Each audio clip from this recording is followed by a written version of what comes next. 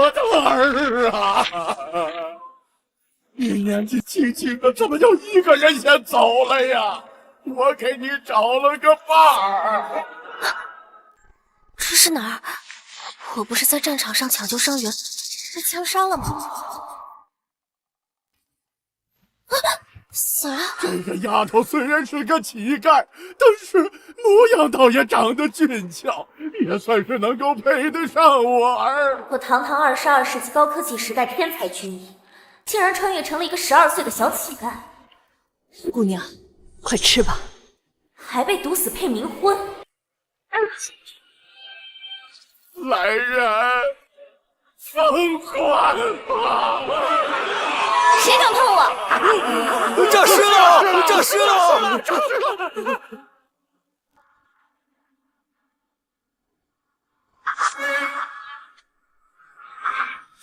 我来找你们了！完了，还没适应这具身体，救命！救命人！这什么诈尸啊！这分明就是没死！快把他给我抓起来，给影响我儿下葬及时！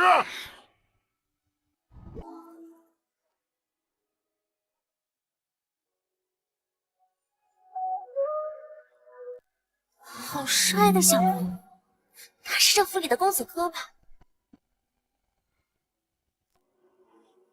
好你个小东西，站住！站住，不然我就杀了他！别！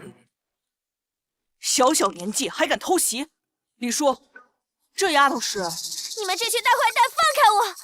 让我给死人殉葬，我做鬼也不会放过你们的！哼，殉葬？李叔，他说的是真的？没错，一个小乞丐嘛，反正也活不下去了，能够让你给我儿做陪葬，那是你的福气。胡说，活人殉葬一同杀人是犯法的。谢死了。我是看在你是我儿好友的情分上，才让你前来吊唁的。你若胆敢多管闲事，别怪我对你不客气。今天这事儿我就管定了。别怕，我不会让他们伤害你的。这小哥哥不是坏人。来人，把他俩给我抓了！快走！别喝，站住！站住！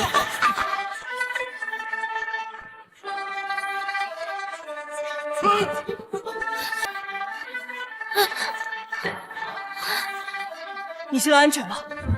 谢谢。上游连续暴雨，洪水暴涨，居虎院不出3日必会决堤。县令责令所有清河县居民速撤离。居虎宴决堤，现在是大晋18年。对啊，怎么了？史书记载，大晋18年，自有流落清河县槐树村的皇子死于居虎院火灾，而后不久，整个清河县百姓因此被捕，血流成河。我若想好好活着，必须找到那位皇子，改变这一切。怎么了？被吓到了？你知道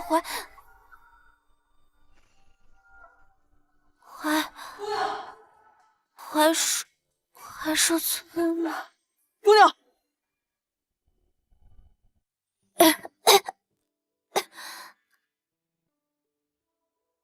你醒了，喝点水吧。这是哪儿？我还活着吗？你在说什么胡话？这是我家槐树村啊！这就是槐树村，谢谢啦。小姑娘，你醒了，家里没有小女娘的衣服，我临时给你做了一身，你穿这个。这位是？她是我娘。谢谢大娘。丫头，居虎宴决堤，我们全村准备出门逃难了，你有何打算？全村都准备逃难，那流落民间的皇子一定也在其中，我必须找借口留下来。大娘，我从小父母双亡，无依无靠，大娘你能把我留下来吗？我可以给他当童养媳。娘，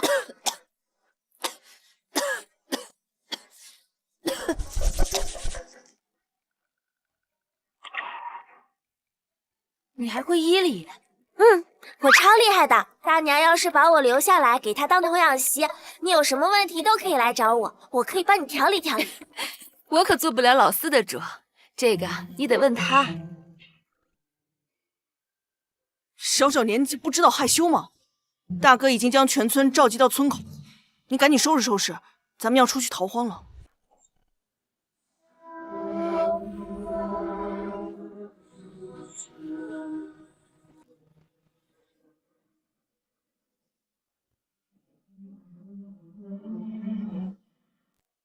他这是答应了还是没答应啊？丫头，咱们也得出发了。大娘，你愿意收留我啦？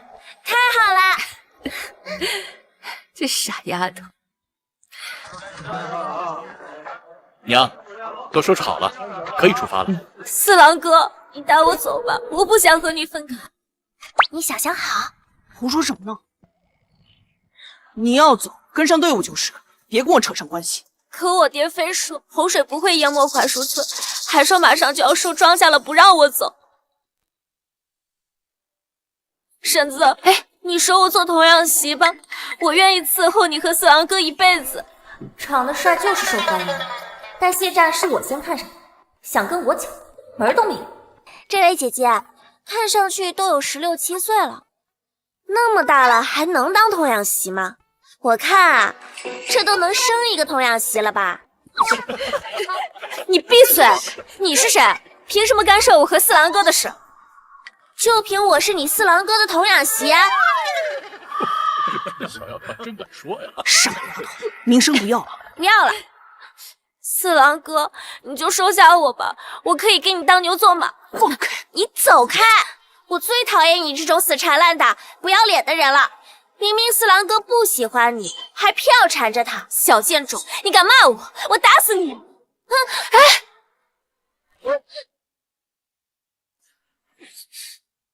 吴三娘，我对你没有半分情谊，我也不需要你给我当牛做马。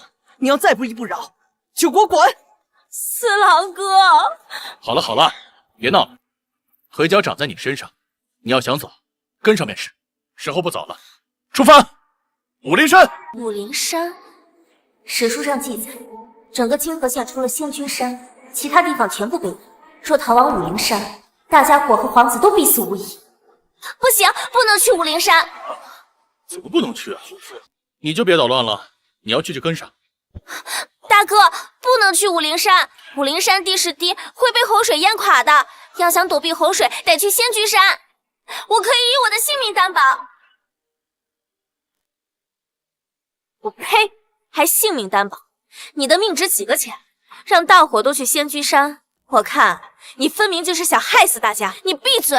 我是要救大家的，救大家。你可知仙居山是出了名的危险老林子，山势陡峭不说，森林里更是野兽横行，传说还有吃人的山魈。你不是让大家去送死吗？三娘说的对，我可不敢去仙居山。要是去仙居山，还不够给山魈塞牙缝的。就是，谁敢去？谁敢去？吃了可要敢去啊，才能让大家相信我。你要去仙居山，你就自己去，别跟着我。大郎哥，我们出发武陵山吧。走。不行，仙居山虽然危险，但有活的希望。去武陵山，洪水淹没，必死无疑。你少在这妖言惑众，去仙居山，大家都要死。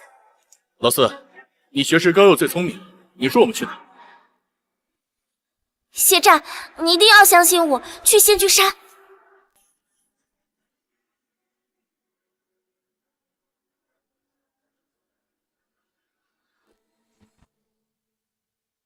去仙居山。四郎哥，你怎么可以听信一个小丫头的话？你是不是？九娘说的句句在理。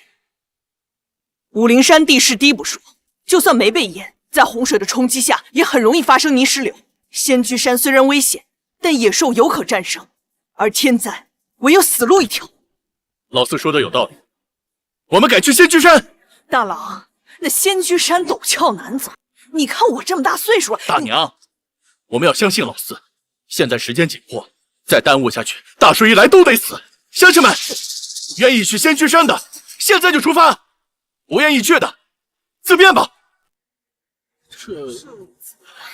到底去怎么走？我愿意去仙居山。大牛，准备好了吗？他谁啊？他叫陆大牛，我们叫他大牛哥。他身世曲折，是我们这儿远近闻名的猎户。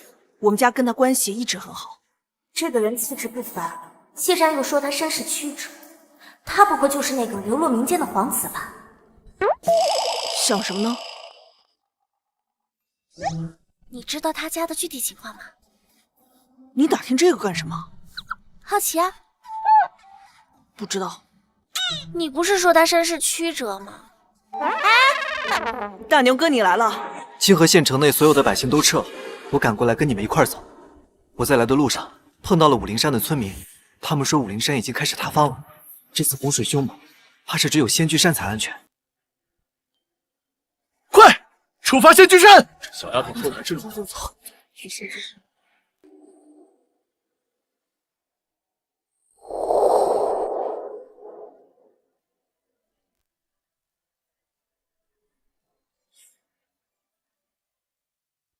还是现代好啊，小心点，有火车有飞机，要是能来个观光缆车就更好。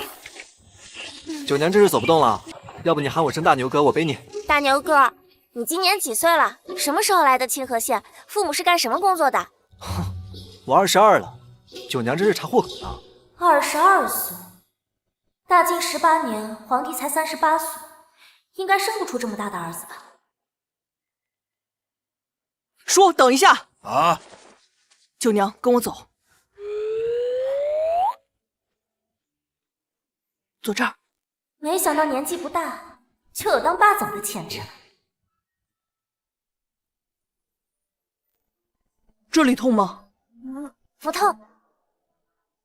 这儿呢？也不痛。走不动了，祖母抱我。哎呀，我实在是抱不动了。你不抱我就不走了。四郎，你看我家孙子这实在是走不动了，你看能不能让他也坐上马车？马车就这么点大，现在已经没位置了。史书上只说唯一的皇子因宫乱流落到槐树村，也没说到底有多大。这孩子盛气凌人的，不会是他吧？要不我下来让他坐？没事，你安心坐着。对，让他下来，把位置让给我。谢四郎，你什么意思？你怎么胳膊肘往外拐啊？你没看见人家小姑娘走累了吗？脚都快磨破了。太耐心了，他要是皇子就好了，将来肯定能造福大晋百姓。脚磨破是他自找的，都知道这仙居山又远又难走，是他要来的。在场的谁不是又累又饿？他倒是娇贵起来了，还要坐马车。四郎哥，你可别被这个小妖精给蒙骗祸害了。哎，你骂谁小妖精呢？四郎哥就是愿意让我坐马车，气死你！哎，贱人，你得意什么？都是你害得大家来这深山老林受苦。你不是说洪水会淹没武陵山吗？武陵山不是好好的吗？就是啊，让他下来，跪着给大家伙道歉。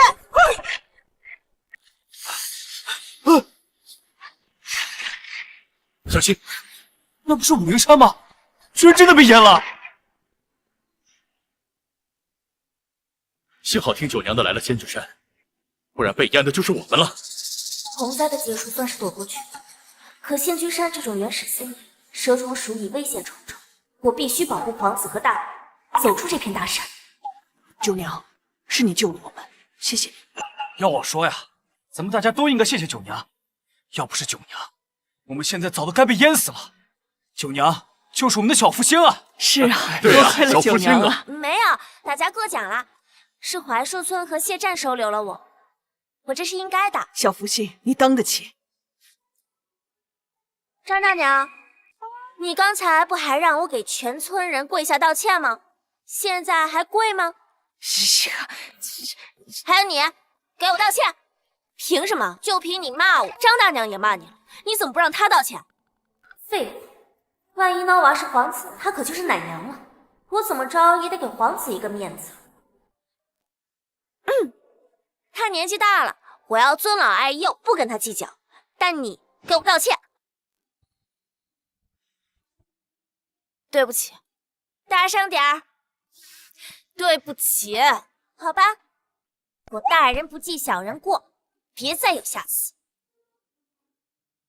天色不早了，我们要赶快找个地方扎营。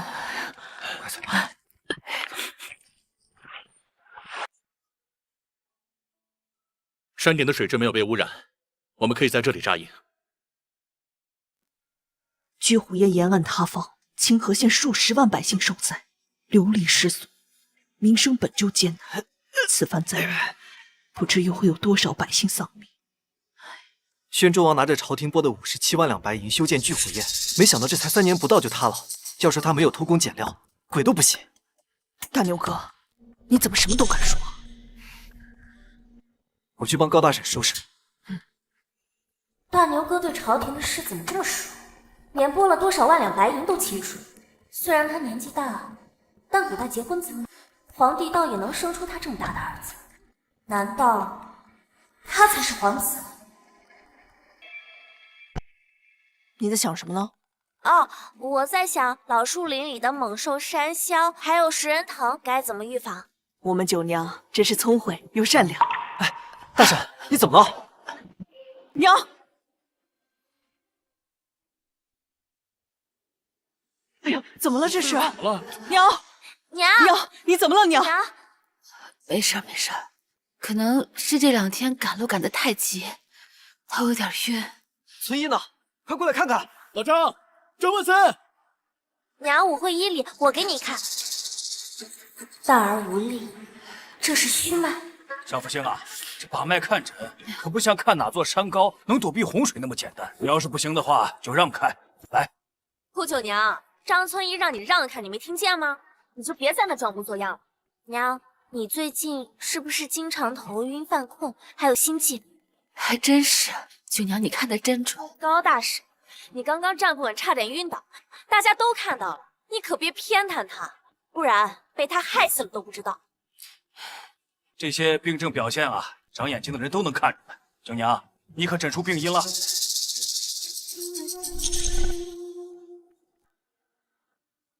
娘，您是生产的时候大出血，导致血虚，血虚牵动气虚，日积月累导致气血两虚。我说的对吗？是我狭隘了，认为九娘年龄尚小，不懂医术，没想到她这么厉害。哎呀，你们谢家真是捡了个福星啊！啊，他说的是对的。说的不仅是对的，而且他从把脉就能看出来病因，医术远在我之上。张叔过奖了。等等，这脉象怎么越来越沉？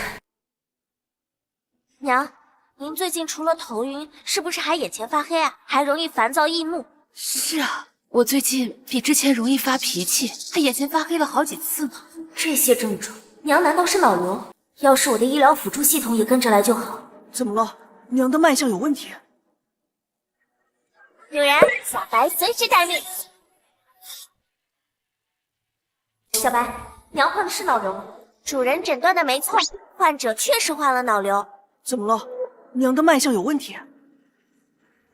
脑瘤最忌忧虑多思，还是先瞒着吧，等出了这座大山再给娘动手术。没大事的，娘除了气血两虚，还有头风，不难治。山里草药多，我可以采一些药材给娘治疗一下。好，我陪你去。好，没事就好。天色不早了，男人跟我去打猎，女人和孩子挖野菜。哦，好，走吧，走。这种药材对你身体可有用了。贱蹄子，原来你躲到槐树村来了。你是谁啊？为什么骂我？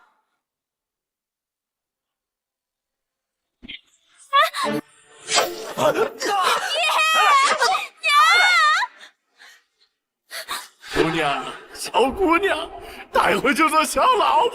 原来是杀了原主全家，还想要强迫原主的山匪头子。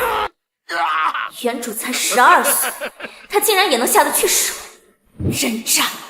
小丫头，你弄瞎我一只眼睛，今天要么你就乖乖跟我回去做小老婆，要么咱们就白刀子进，红刀子出。娘，你还敢来？上次我饶你一命，这次你还来找死，我成全你！就凭你，小丫头，今天就让你看看老子的厉害！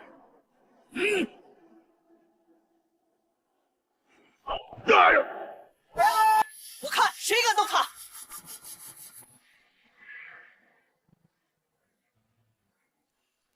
别怕，哥哥们在呢。哥哥们在呢。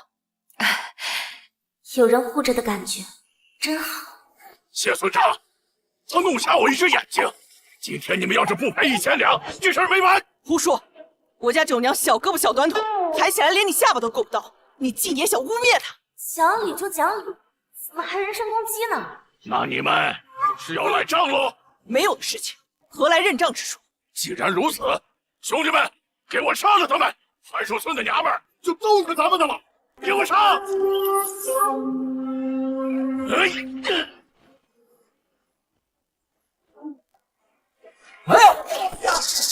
想不到大哥哥身上居然这么险，打造出王子身份从小习武，以防遇见刺客。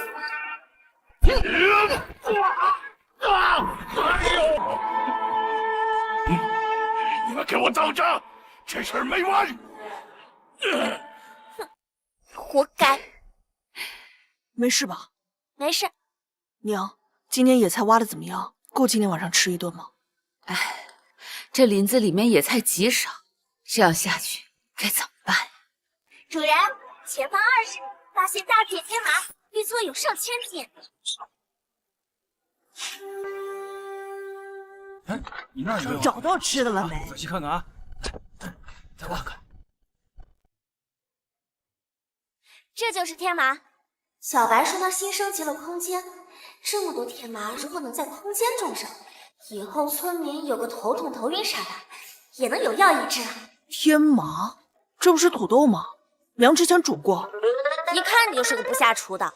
这天麻是麻子脸莺歌嘴，跟土豆完全就是两种东西。之前是没见过，那你教教我怎么挖？你就跟挖红薯一样挖开就好了。而且啊，天麻还是药材，能救人，能煮汤，还是大补之品。这还能吃？太好了，这样大家伙就不用挨饿了。大伙儿都过来，来一下，看，把这个，天麻，把这些都挖回去。你说那野丫头说那东西那么神奇，那真的能吃？不知道，别害了大家就好。小白，扫描一下还有其他药材吗？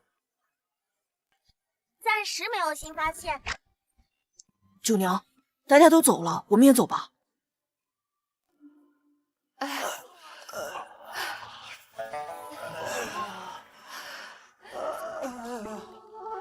这是怎么回事？你这个害人精，是你害死了大家！你胡说，九娘不是这样的人。谢四郎啊，你被他骗了！他一个不知道哪儿来的野丫头，这分明是想害死大家。我看他跟大胡村的混混就是一伙的，毒死我，然后就可以抢走我们全部的家当了。你们不要血口喷人，我家九娘都不在，又怎样才能害大家？娘，你没事吧？九娘，娘知道你不是这样的人，但你是不是搞错了？这天麻不能吃。你是说你们吃了天麻才会这样的？那你们可是按我说的煮了半个时辰。是啊，还在锅里煮着呢。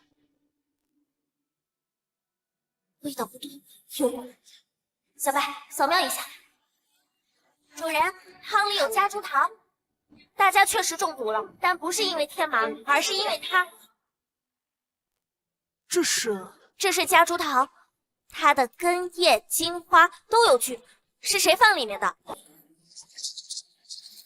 这东西是怎么在锅里的？有人要故意下毒，明明就是你教唆大家吃天麻的。如今大家都被你毒倒了，你还想推卸责任？谢村长，要我说，就该立刻把他处死。我要是死了，你们都不能活。小白，解毒配方。主人，按照现有条件，可用绿豆加甘草煮水解毒。家里有绿豆和甘草吗？绿豆有，但是甘草。大妮，你怎么了？大妮，快让我看看。你个恶毒的贱丫头，是你害死我大妮的！害死我大妮，我要你偿命！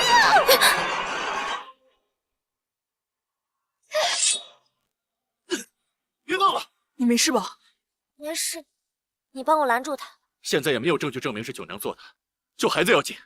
哥，让他来吧，我相信九娘。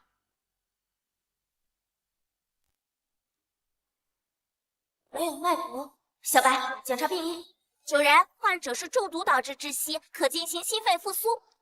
小白，帮我监测他的心跳。好的，主人。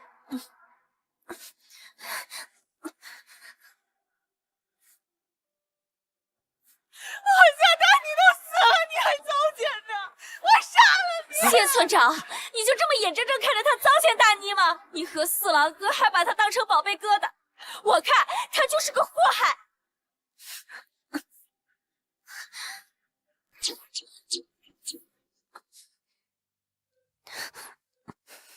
哎，我看大妮醒了。九娘也太神了，连死人都能救活。九娘，我就知道你没问题。大妮，你没事？太好了，九娘，对不起，是我误会你了。没事没事，他虽然醒了，还是得尽快解毒，不然还是会有窒息身亡的风险。家里还有甘草吗？我去找一下。没事了啊，谢谢九娘。是这个吗？我看看，是的，就是它。快把它跟绿豆一起煮水，这样大家就都有救了。好，有救了，有救了。大妮，喝药。哎呀，真的不疼，真的不疼了，真的不疼真真的好了。九娘，你觉得下毒的人会是谁啊？别急，他们会自投罗网的。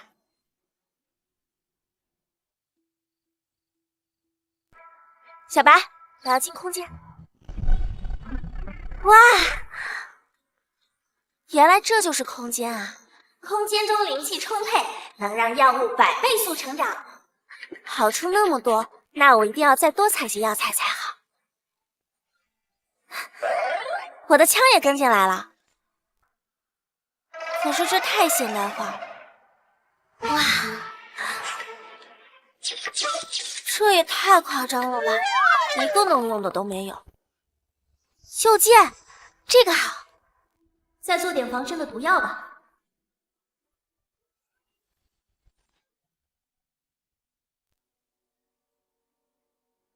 这不是孬娃吗？你干嘛？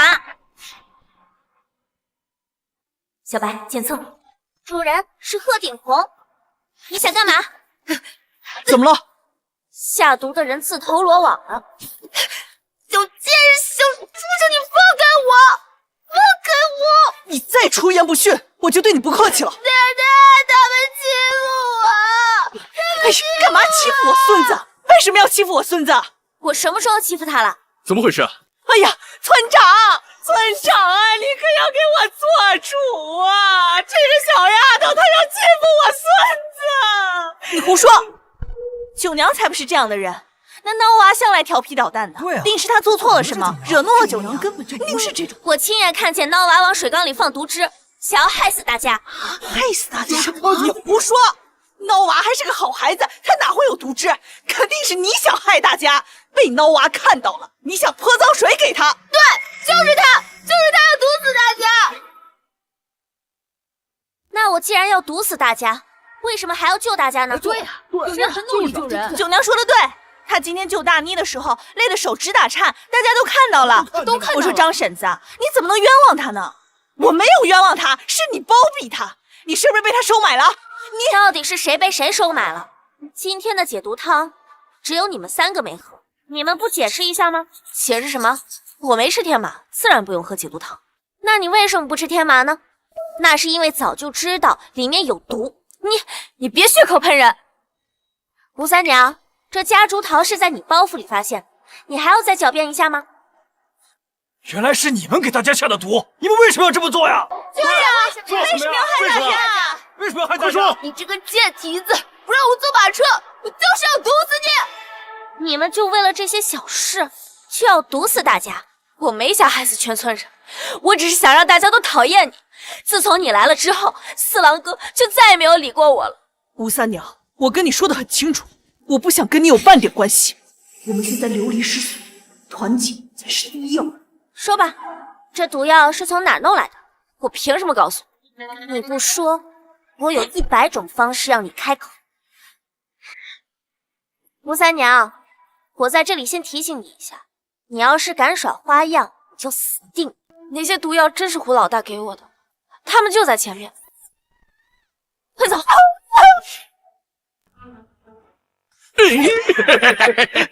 这荒郊野岭的，你叫破喉咙也没人来救你的，我们一定会让你欲仙欲死的！哎呦，谁呀？还敢欺凌妇女！救命！救救我！求求您救救我！又是你这个小贱蹄子！这是我们大湖村的事，我警告你，不要多管闲事！求求您救救我！我公婆男人都被大水冲走了，他们说我是一个寡妇，要让我伺候他们全村的男人。你既然嫁给我们大湖村的男人，那就是大湖村的人。如今你的男人死了，那你伺候一下我们，也是理所应当的嘛。她只是嫁给了她的丈夫，又不是嫁给了整个大湖村，她凭什么伺候你们？你想救她呀？可以。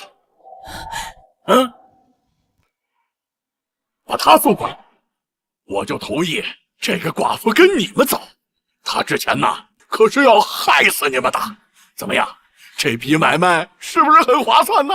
不行，九娘，之前是我不对，求你不要让我去大湖村，求求你，求求你！起来，都起来吧。你们大湖村的男人就只会做强抢民女的肮脏事吗？死丫头，之前我们的账还没算清楚呢，你找死啊！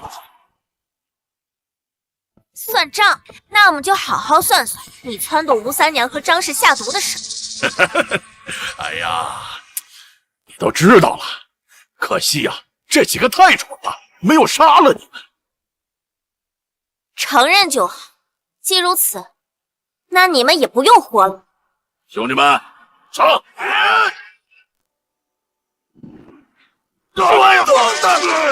这是竟如此为难。你对我们做了什么？7日断肠散。既然你这么爱下毒，那也尝尝长川肚烂而死的滋味吧。叫你喊我蠢货，中毒了吧？我踹死你！让我交出解药，不然我弄死他！舅娘，胡老大睚眦必报，如果今天放了他，他以后一定会来报复我们的。对，不能给他解药，孬娃还想毒死全村，他就是个狼崽子，留着也是祸害。不救救我！舅娘，之前是我错了，是我心胸狭隘，我不该和三娘一起下药诬陷你，我该死，我该死！孬娃他还是个孩子，求求你救救他吧，救救他吧！求求了，我真的现在怎么选，看你喽！救救他吧！我数3声，给我解药，不然我就杀了他！3、2，救救孬娃吧！我给。这丫头还是心太善良。但是他，我也要带走。不行，好走的谁伺候我们？你觉得你还有资格跟我谈条件吗？我们最多就损失孬娃一个，你们呢，全部都要死。哎，怎么？哎呀，我的好孙子，你没事吧？啊，荆州芙蓉娘，多谢小姐救命之恩。起来吧。孬娃，你没事吧？吓死祖母了！快谢谢九娘。谢谢，我以后一定改过自新，再也不做坏事了。九娘，谢谢你不计前嫌，愿意救我们。知错能改就是好事，但若再有下次，我绝对不会再救你们了。你放心，绝对没有下次了。这世间竟然真的有正义慷慨又有容人之量的女孩子。起来吧。今天算老子倒霉，下次我一定杀了你们。可惜你们没有下次了。这小丫头，九娘竟然有如此厉害的武器。你可是荆州太泰康药堂的荣娘。是我，高伯母。真的是你啊？你祖父呢？我祖父4年前得疾病去世了，我回乡路上被胡三儿下了蒙汗药，卖给我男人。可怜的孩子，你既然到了邻村，怎么不来找我呢？祖父他特意嘱咐我，让我别打扰高伯母。这是娘的旧识。芙蓉娘的祖父是宫内御医治士，医术了得。我们之前前往荆州，娘卧床不起，是他给娘看了病，才有所好转。竟然是退休的御医，还和谢家是旧识。这皇子不会在谢家吧？九娘，你跟我来一下。你能把杀胡老大的武器给我看一下吗？居然被谢家给看到了。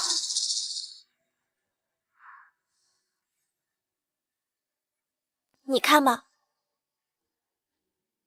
好精妙的袖剑，这材质并不是铁，但是比铁的硬度更高。一个袖剑而已，有什么好看的？大晋朝根本做不出如此精妙的武器。九娘，你究竟是谁？我完了，要怎么跟他解释？你问这些做什么？是害怕我害了你？之前是这么想过，但是后来看到你专心致志救黎民百姓，才发现自己错的有多离谱。从那时起，我就发誓要保护你，真的。好，谢战，我相信你。九娘，我们都有自己的秘密，但是现在保护你是我最重要的事。九娘，你能告诉我你真实的身份吗？别啊，主人，这可是古代，被人知道你是穿越者，会被当成巫女烧死的。抱歉，我暂时还不能告诉你我的真实身份。好，那就不说。你不生气？每个人都有自己的秘密，九娘，我等你亲口告诉我的那一天。谢战，但是你要把你的袖剑藏好了，以后别再让人看见了。为什么？一时聪明，一时糊涂。你想让别人把你关进大牢，大刑伺候，逼问你这武器是从哪儿来的吗？走吧。村长，这天麻毕竟是药材，也不能多吃啊。是啊，如今粮食短缺，只靠大妞一个人打猎，根本不够我们这么多人吃啊。可是现在没有更好的办法呀。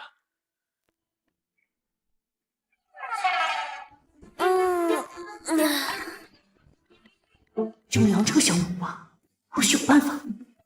怎么大家都在看我？小白，扫描一下这片山脉，有什么能吃的吗？主人，我能检测到有木薯，但距离太远。你最近制作药粉又消耗了我太多能量。木薯，好东西。九娘，木薯是什么呀？木薯就是一种农作物，长得很像红薯，但是比红薯更瘦、更长，还很甜。是这个吗？对，就是它。傅姐姐，你这个是从哪里得来的？我从那边挖的。我想着逃跑的时候把它揣在兜里，在路上可以充饥。这是毒根，之前村里有人挖到过，一家5口人早上吃完，中午人就没了。这东西有毒，快扔了！娘，这其实是没毒的，只是食用方法不对。傅姐姐，你能不能带我去你找到的地方看看？大娘，我跟你讲哈，这个皮一定要削干净，因为毒素是在皮里的。哦，好，不然就会。傅姐姐，那个也要煮上半个时辰，不然煮不出毒素就会。好的。老丈，你医术最好，你说这样真的能吃吗？这木薯有毒，还是别乱吃。反正我是不敢吃。我去盛。还是我来吧，小心被烫。当当当当！果然还是他鬼点子多。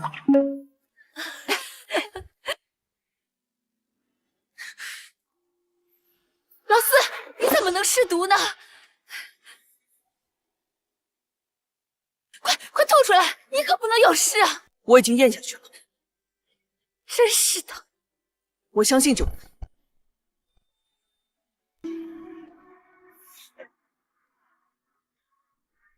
怎么样？有没有不舒服啊？没有。这都过半个时辰了，还是没有中毒，是不是可以吃啊？这个，哎，不管了，我都快饿死了。好吃啊！甜的，真的，我尝尝。来，我给我尝尝。我尝尝，快！好吃哎！娘，你看我打的山药泥，到时候呀，咱们这里小朋友要是脾胃不好就能吃了。我也好久没吃这么饱了，多亏了九娘，不然我都要饿死了。哎呀，那可不是嘛！要我说呀，他就是天赐给我们槐树村的小福星，大家说对不对？对。哎，你说都这么晚了，我媳妇儿怎么还没回来啊？应该快回来了吧？出去那么久了。怎么了？怎么了？山良，你老婆被山魈抓走了。啊！你说什么？我们今天去挖野菜，山魈把她抓走了。山里面真的有山魈？村长，我求求你救救我媳妇儿吧！求求你救救我媳妇儿，我求求你陈亮，你先别急，你放心，不管山魈多恐怖，我们一定把你媳妇儿救出来。大牛，叫上几个兄弟，跟我出发救人。好。哎，我也要去。你别瞎掺和，你一个小丫头还不够山魈塞牙缝呢。娘，我还没见过山魈呢。再说了，我不比男人差的，对吧？娘，你放心，我们会保护她的。大牛，保护好四郎和九娘。放心，我一定不会让他们出差错的。臭家伙，走！小心点啊！大家都注意小白安全。，快帮我扫描一下山魈将人掳到哪里去了。是主人，经扫描发现山魈和人类女性在右侧50米山洞中。大哥，那边好像有声音，我们去看看吧。走，都小心行事。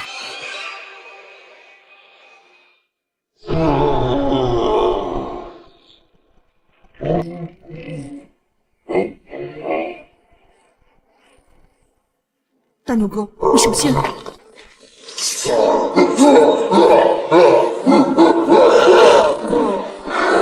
小心！怎么办？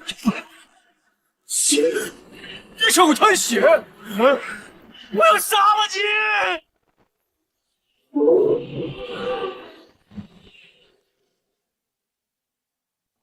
快救我媳妇儿！我要杀了她！小白，扫描一下洞中的状况。人，我找到人类女性了，旁边还有只正在难产的雌性山魈。原来如此，看来这个山魈没有危险。陈良大哥，他的牙齿上没有血，应该没有齿。九娘，和贸然行动。没事，我一个人去，他没有恶意。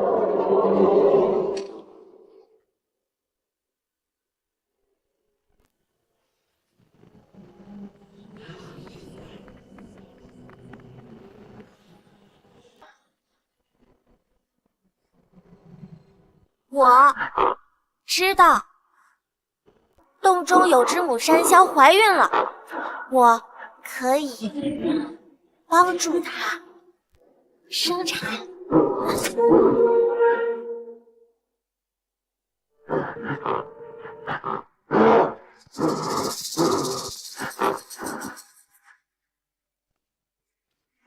九娘，不可再上前。没事的，学长，相信我。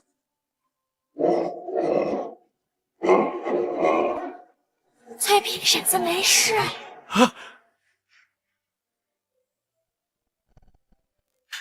媳妇儿，没事了，没事了，咱们回家。她还怀着孕，帮我把她搬到那里去。小白，扫描情况。主人，是胎位不正，母山魈快不行了。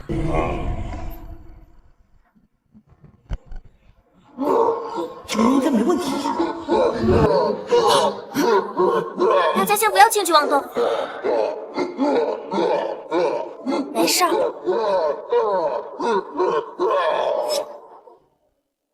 主人，胎位正了，可以生产了。好，孩子出来了，使劲。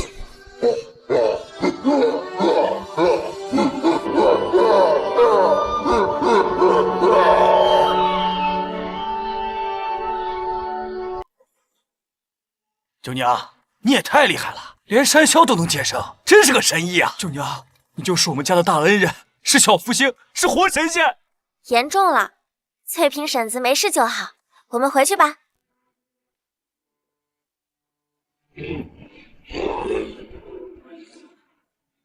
主人，是百年野山参。你的这个是在哪里挖的？山魈的意思，难道是这个洞府附近？谢战，走，我们去挖。小白，快扫描下那边有没有人参。是主人。主人，对面山里有好多人参，最高年份达1000年。1000年野山参，这要是放到空间去种，那药效岂不是逆天？这能救多少人命啊！谢战，我想去那边挖。不行，那里是老林子最深处，最为危险。当年10几个壮汉进去，无一人生还。听说还有能将人化作枯骨的食人藤。九娘，你可千万别去。是啊，我媳妇儿他们还在下面等着呢，咱们还是先回去吧。不入虎穴，焉得虎子？况且娘的病还要靠野山参治，所以我必须去。九娘，我和你一起去。老四，大哥，你放心，我会保护好自己和九娘的。那你们注意安全。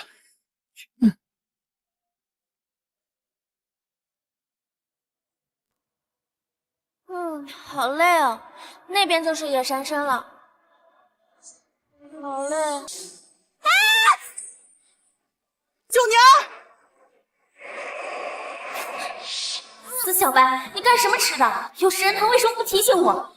主人，是你自己太心急，我话都还没说完，你就跑过去了。那你快想办法救我啊！主人，不好了，食人藤开始分泌粘液了，这些粘液有很强的腐蚀性，一旦接触皮肤渗透身体，必死无疑。难道我还没找到皇子，自己就要先死在这个老树林了？九娘，九娘，谢战，我在这里。别怕，九娘，我来救你了。谢战，你小心，食人藤有极强腐蚀性。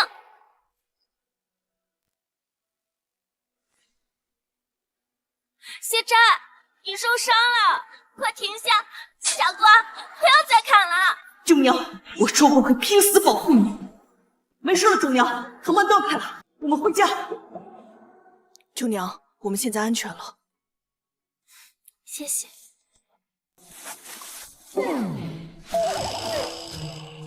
九娘，我会对你负责的。这小子怎么回事？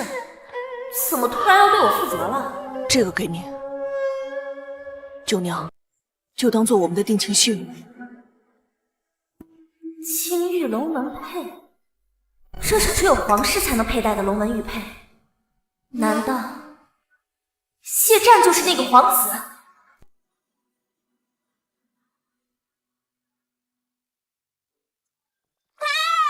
快答应他呀，主人！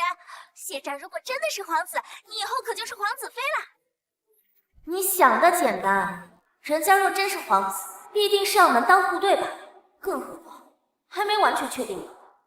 谢战，你这玉佩是从哪来的？这是我娘从当铺里买来的，买来给我当周岁礼物的。原来是买来的，难道是皇子遇到了困难，这才典当了玉佩？有何不妥吗？没有。谢战，我只是露了个胳膊，不是什么大事，你没有必要为了这个搭上一辈子。我不是啊，我是心里真的想对你负。公子，九娘，公子，你和九娘没事吧？婶子不放心你们，叫我过来帮忙。我没事。那我们得赶紧回去了。那我们得先挖了这些人参。娘，九娘，你的衣服呢？哪儿去了？你没受伤吧？没有。怎么回事啊？娘，没事的，衣服是我在采人参的路上不小心划破的。哦，娘，你看，都挖到了。娘，我以后就能给你好好挑理身子了。好孩子，那我先去换件衣服吧。快去吧。把衣服给我。这样也算一起经历过生死了吧？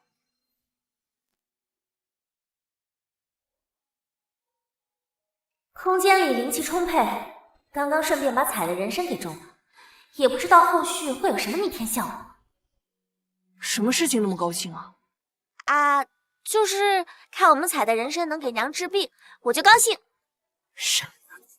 哎，大傻小子！不好了，嬷嬷晕倒了！患者已到脑瘤晚期，1个月内不手术将必死无疑。想不到娘的肿瘤居然恶化的这么快。不是说是头风之症吗？娘怎么晕倒了？没什么大碍，我先去煮药。我会认药，我也来帮你。好，走，看九娘表情不对，娘的病到底怎么回事？放心，有九娘在，夫人会没事的。一定没事的。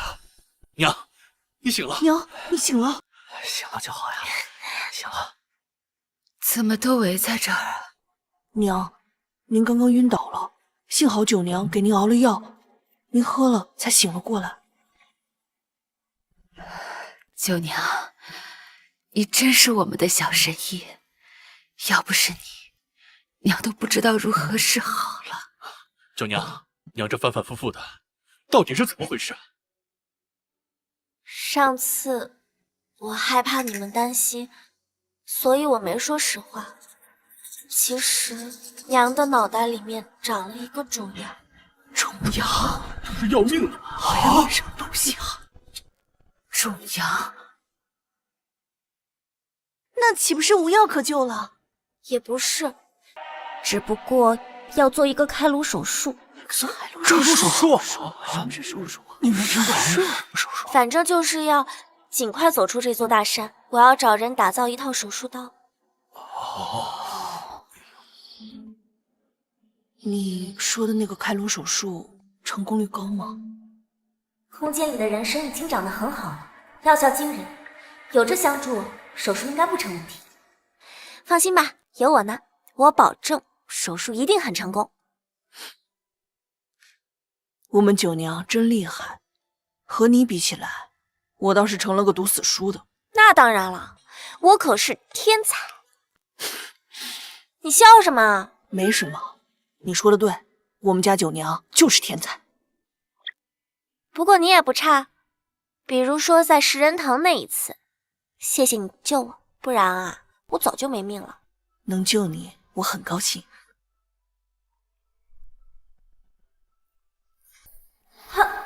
他怎么一直在看我？怎么回事？脸怎么有点烫？时候不早了，明早还要赶路呢，早点睡。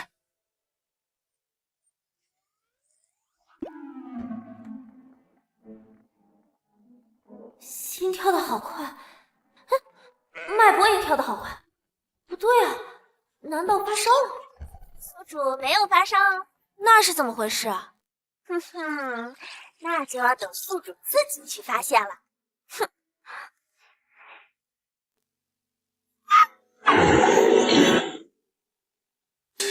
山魈怎么来了？这不是九娘救下的山魈吗？这他们怎么来了？也太可怕了！手里拿的是不是死老鼠？好恶心呐！太吓人了！九娘，没事，你们这是让我吃吗？他们该不是回来报恩的吧？真的是报恩的。那请问你们能不能带我们走出去？救了，我们有救了！我们有救了！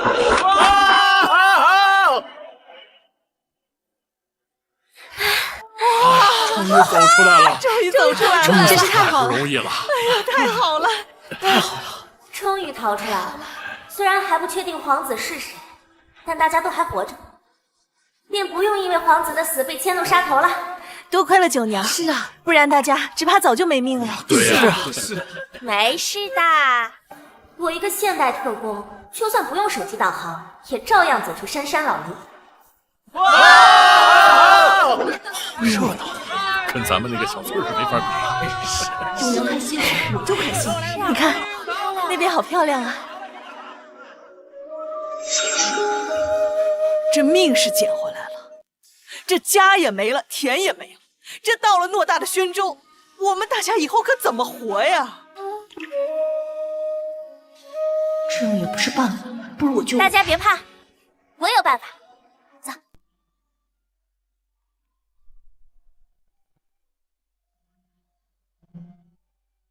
哎，掌柜，3年份的上等天麻收不收？哟，还真是上等天麻，一个新丫头，一个年轻小子，一看就是没权没势的泥头子，看我怎么样坑你们！你刚说这是什么来着？上等天麻。小姑娘认错了，这不是天麻，这是黄金，不值钱。掌柜，你眼睛有问题，让你家大夫看看，小心晚了会瞎。你走吧，这掌柜只想坑我们钱，药铺多的是，咱们可不缺买。走。站住！什么叫我坑你们？想破坏我名声？我不说清楚，别想走。好，那我就跟你说清楚，根颈连珠的是黄金，而椭圆的是天麻，这就是天麻。眼睛不好，让你家大夫看看，这都分不清，还开什么药头？回去种田吧。这丫头居然懂行！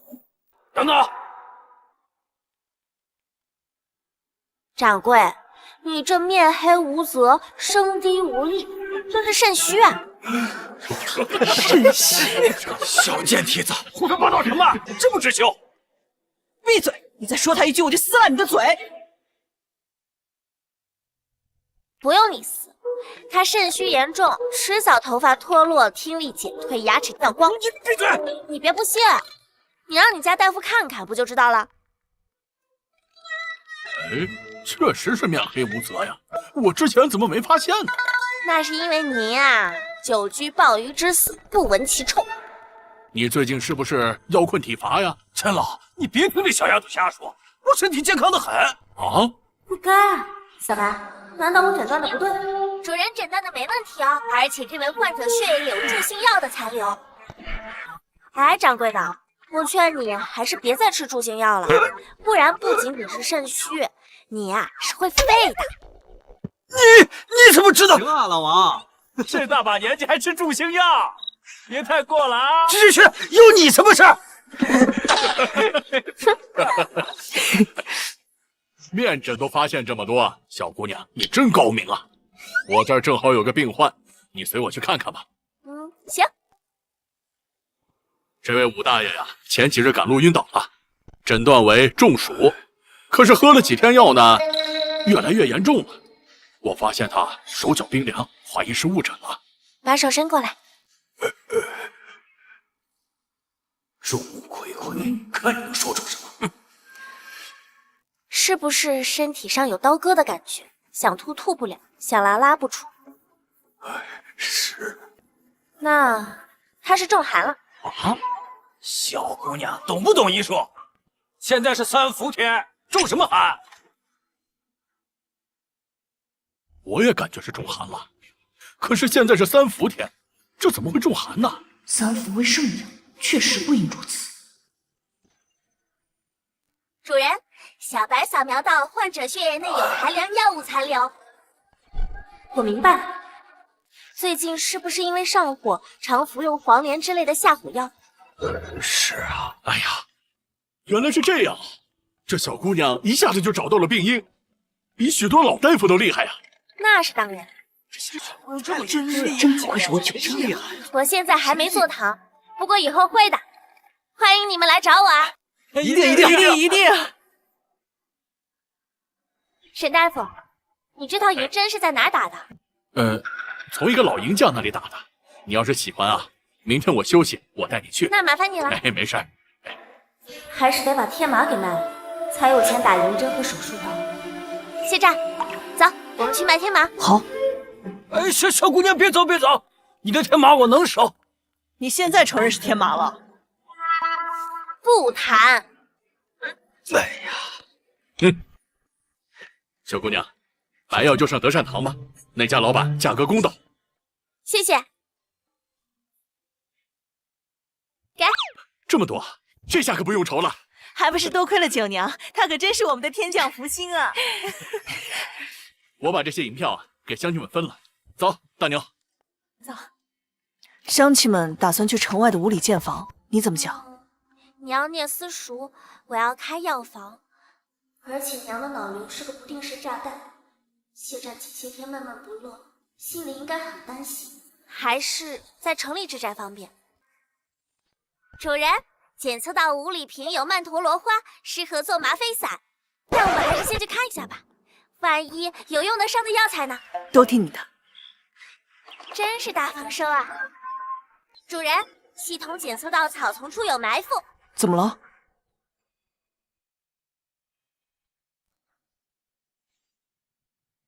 我肚子有点疼，先去方便一下，你们先回城吧。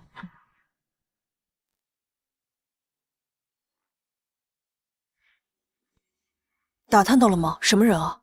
我跟着草丛里的人走了很远，没想到在一个山坳发现了驻军。驻军？他们应该是看到我们在河边打水的时候，所以才派人前来打探的。驻军打的是什么旗号？没有旗号，将近万余人。没有旗号就是私军，可按例王爵只能养1000私军。我还发现了个小山村，里边家家户户都挂着银杆的鱼漂。鱼漂？那不是制作弓箭的材料吗？能在宣州附近做到这一切还不被发现，只能是宣州王。要死！做武器？难道他想造反？居虎宴建成3年就决定，恐怕是以次充好。他摸得住低款，可能就是为了养私兵，用下游百姓的性命成全自己的野心，真该死！居虎宴决堤，圣上可有问责宣州王？朝廷的确招了宣州王进入王朝，可是他称病没去，而是派了世子进京。派世子进京，而不是趁机造反，说明他们还没有准备好。现在收拾还来得及。大牛哥，麻烦你进京一趟，将宣州王要反的消息传给护国公。护国公？认识护国公还能使唤大牛哥？难道那个流落民间的皇子真是谢战？老四啊，你怎么？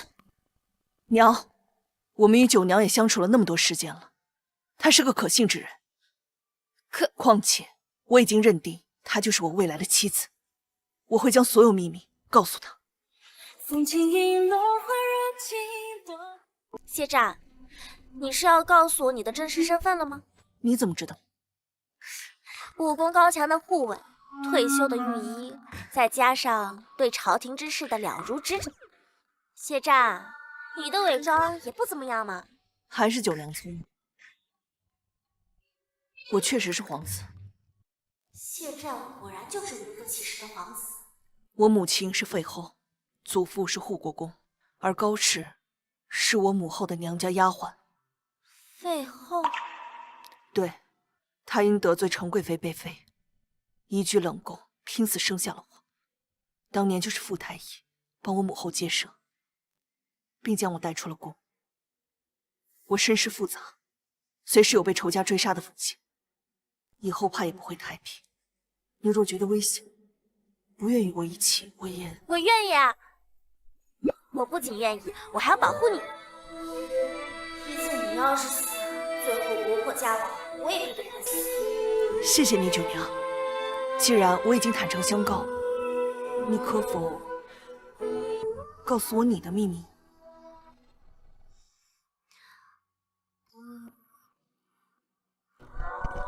九娘，九娘！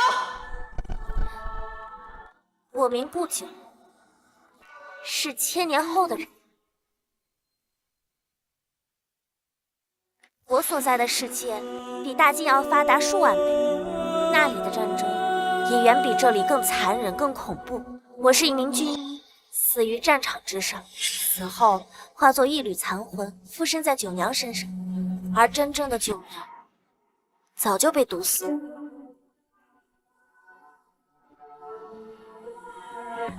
怎么？你怕了？不怕，只是觉得你很伟大。你真会聊天。不过你这么小也能当医生？我在那边已经18了，算起来比你还大呢。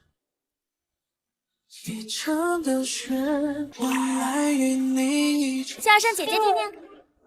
什么姐姐？我现在可比你大。时候不早了，赶紧睡吧。哎，你不跟你闹了。他这是害羞了吗？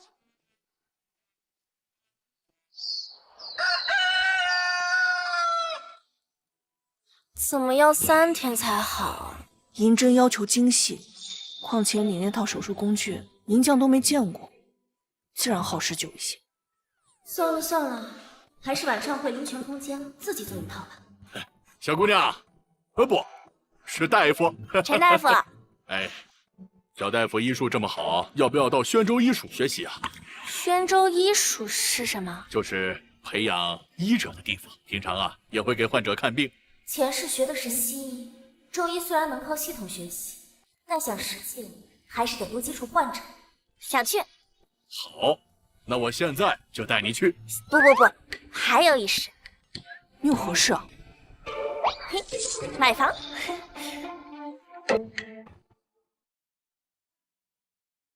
我终于有家了，这么大的古宅，我还是第一次住呢。以前都只是在电视里见过，绿树阴浓夏日长，楼台倒影入池塘，水晶帘动微风轻，满树桃花一院香。原来是这个感觉啊！多亏了我们的小福星，要不是卖家正好是你医过的吴大爷，我们哪能买到这么便宜的好房子？是啊，治宅的钱也是我赚的，能有我这么个天才当童养媳，谢战，你可真是赚大了。对，能遇见你，是我人生中最大的幸事。今生吻过你眉目，是我的救吃饭了，吃饭了，来了。娘，娘，走，大牛哥回来啦。国公府怎么说？国公爷已经面过圣了，皇上本来就对宣州王不满，应该很快就会派巡查使和禁军来宣州。好了好了，人都齐了，先吃饭吧。希望我们以后啊越来越好。干杯！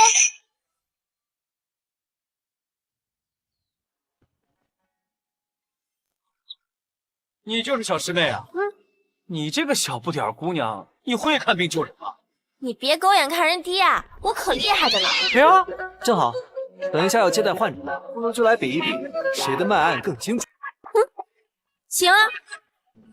你们依次为病人诊脉，写下病案，由我给出最佳方案。我打嗝10几天了。怎么开始？这午饭吃太快了，这停不下来了。你憋气试试。如果闭气有用的话，早就治好了。这么多天没好的原因，那就是因为其病在里，需要用药物或者针灸来调理一下。我果然没看错人。别纸上谈兵啊，又不是治好他。治就治，过来坐。你最近是不是食用了大量的豆制品？对，还有消化不畅、腹部酸痛。对。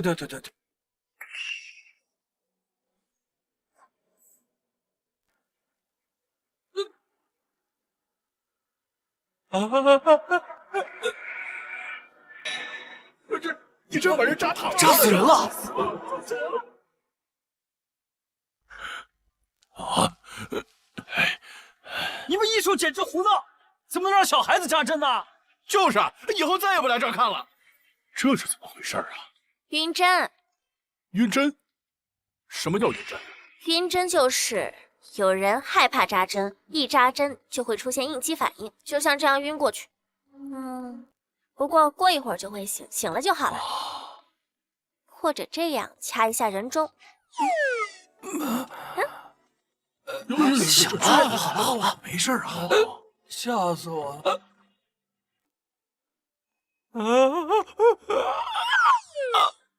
这又躺下了，还真是看针才晕。这小姑娘说的没错。站着。那就不能针灸了。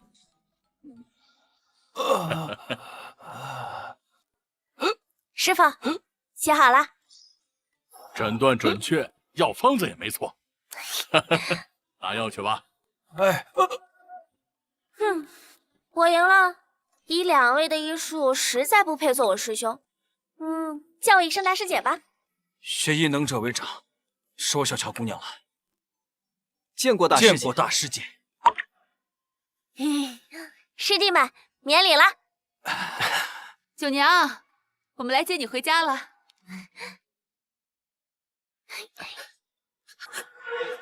娘，娘，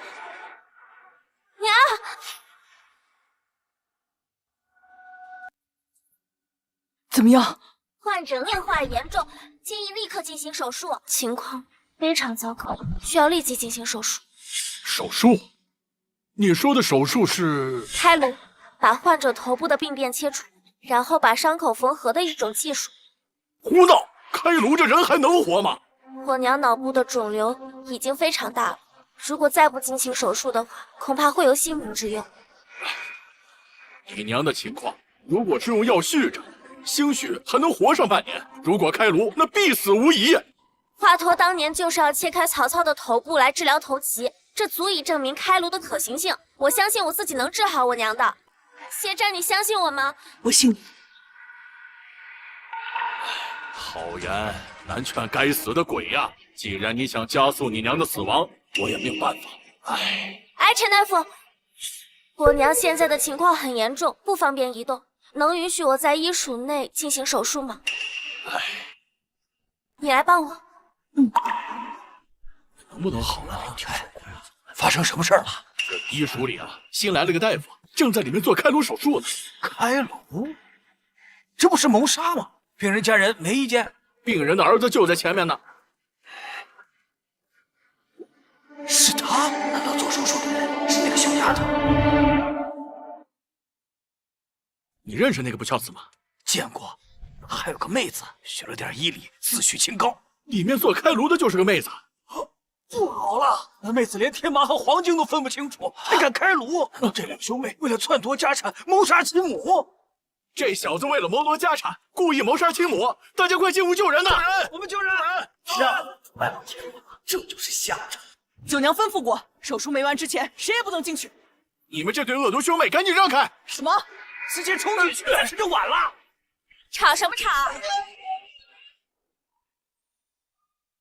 不知道手术室外禁止喧哗吗？怎么就他一个？病人呢？难道已经死了？九娘，娘的情况怎么样了？手术很成功。哦，这都能让他做成吗？这是假的。走吧，进去看看。这怎么可能啊？这脉象虽然很微弱，但是确实还活着，而且重囊也没有了。这，老师，你快看，这能是？没错，这就是种羊。原来真的可以开颅啊！那以后肠道、肺部的病也可以开枪了。那不是可以救活不少人命啊！小九，不，顾小神医，你可真是我们杏林之光啊！是呀，杏林之光，杏林之光啊，杏林之光。娘，四郎，九娘，娘，你没事了。九娘说手术很成功，你马上就会好起来的。我就知道九娘一定行的。你真是我们家的小福星。娘，你刚做完手术，身体还不大好，需要静养休息。天哪，这真没死，还能说话！原来华佗所谓的开颅治病是真的。可吴掌柜不是说他连天麻跟黄金都分不出吗？那他医术怎么这么高？因为他就是在故意污蔑。前几日，我与九娘去吴掌柜药堂卖天麻，他觉得我们小不懂行，故意压价，最后他没成功，想必就是因此心有不甘，才故意污蔑我和九娘。没错，我可以作证，当时我就在百草堂坐诊，目睹了整个过程。你一个掌柜的竟然欺负小孩子，真是为老不尊！哎，大家以后不要在百草堂买药了，这种黑心药堂肯定缺斤少两。走，你走，就这黑死我去！哎呀，你走。谢谢各位，我娘刚做完手术，需要静养。各位，请回吧。那我们也不打扰了，明日再向你请教。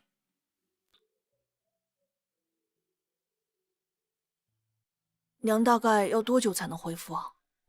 毕竟是个大手术，至少得静养几年。放心吧，有我在的，娘不会有问题的。我想开个药堂，以后肯定还会做手术的，总不能次次都在人家医术的地方做。那就开。九娘，你以后一定能成为大晋最厉害的神医。一定的。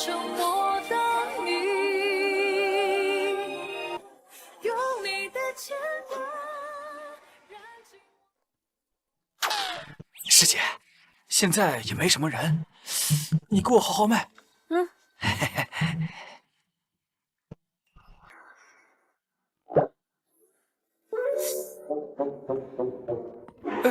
你这问题很严重啊！严重？什么问题啊？师姐，听说了吗？听说什么？昨晚朝廷派了巡查使和禁军，把宣州王的家给抄了。那宣州王被收监了吗？没，听说他抛妻弃子，带着个侍妾跑了，也不知道他躲到哪儿去了。居然让宣州王给跑了，得提醒谢琛注意安全。哎，师姐，我到底病严不严重啊？逗你玩的。哼，王爷，我这再去给您熬一碗。熬药，熬药，吃了这么久也不见起色，我药你有何用？大夫说您病在内里，确实不好治疗。那就找个能治的来。城里最近不是出了一个神医，什么都能治吗？派人把他给我找来。是。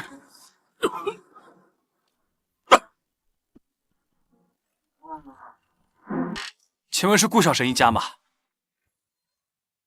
是我。听闻顾小神医医术高超，我家长辈病重，看遍名医无果，还请顾小神医上门看诊。最近食欲和睡眠怎么样？没有食欲，时常犯困。那吞咽是否有难受或者困难？有。小白，是贲门癌吗？确诊是贲门癌，已经到晚期了。顾小神医，家叔得的什么病？可以治吗？贲门癌。什么？就是胃和食道连接处长了一个瘤子。这病要是发现的早，还能用药治，但现在不行了。那用药治不好，还有没有别的方式？有啊，做手术，就是把肚子剖开，然后切掉瘤子。什么？开肠破肚？你是想害死我呀？你要是不信，就当我没说。你这病吧，吃药治疗顶多还能活1年，如果要是做手术的话，至少可以活10年。手术？你这个手术成功率多大呀？一半一半吧。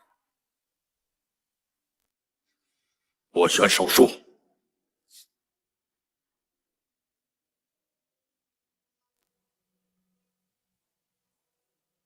这个还要吗？一次性的。啊？扔了扔了，这个多着呢，不要了。老爷，你醒了。顾小神医，我家叔醒了。手术很成功，但要注意，12个时辰内不能吃东西，然后这几天就可以静养了。感谢顾小神医的救命之恩。那是应该的。可惜啊，我不能让你活着回去。九娘好心救你，你想干什么？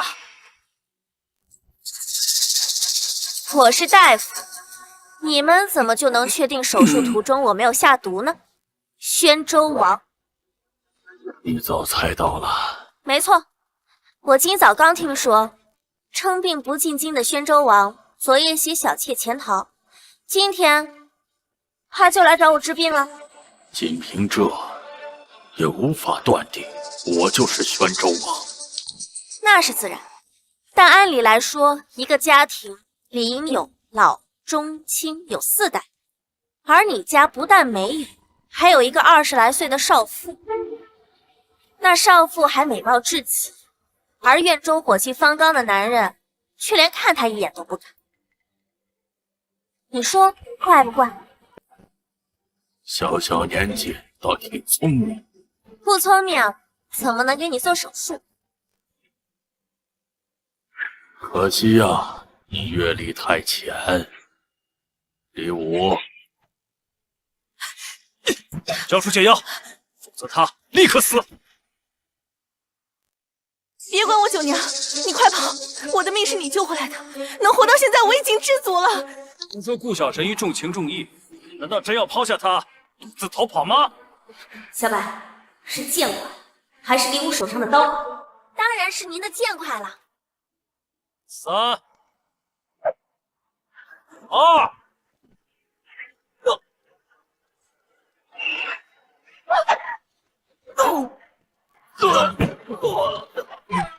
你没事吧？没事，我能有啥事？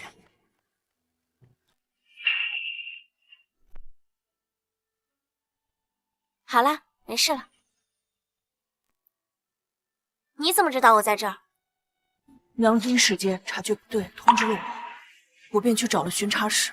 幸好来得快，要是你出了什么事儿，我定恨死自己。是我自己技术不行，你恨自己干嘛？你是我未来的妻子，保护你是我的责任。打断一下，宣州王毕竟是当年圣上的亲弟，我们得把他押回京。麻烦小神医交出解药。他都癌症晚期了，如果我在手术中下毒，他都活不过手术。我骗他的。我居然被个丫头给耍了。有没有受伤啊？没。怎么回事啊？啊，没事儿，就擦破了点皮，幸亏有九娘在，才救了我。都怪我，我应该拦着你的，要不然也不会遭此祸事。娘，这不怪你，要怪就怪坏人，都是坏人的错。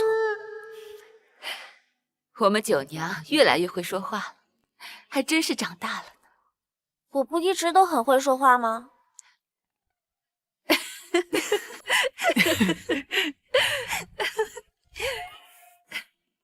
病了，就来这儿看。对，我也是。那李佳医这是小你看神医开的吧？我也有自己的医馆了，调理调理。这下就有地方做手术了。九娘心怀百姓，医术了得，以后定能扬名天下。圣旨到，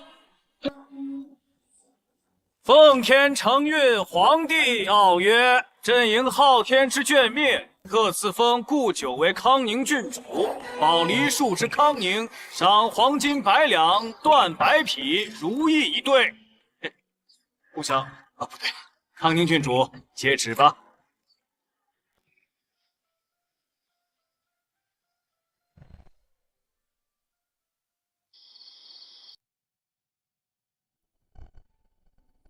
怎么啦？感觉今天你一整天神色都不太对。没什么，明明就有。我最讨厌别人骗我了。谢湛，你不想让我讨厌你吧？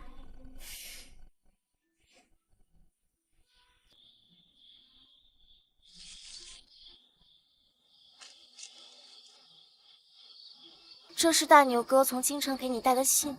对，护国公已经联系太傅，让我进京接受教导，考取功名。这是好事啊！有太傅亲自教导，将来他一定会成为明君。可是我知你一心只想当个闲云野鹤的神医，不愿入朝为官。再加上娘的病需要静养，而身边又不能少了你，所以我打算拒绝。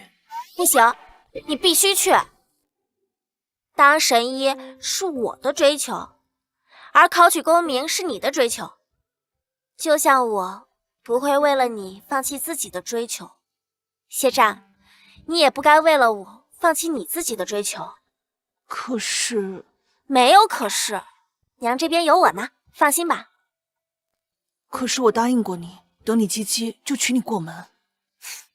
那就等你高中再回来兑现承诺。之前骗你，这玉佩是我买来的，其实是母后留给我的遗物。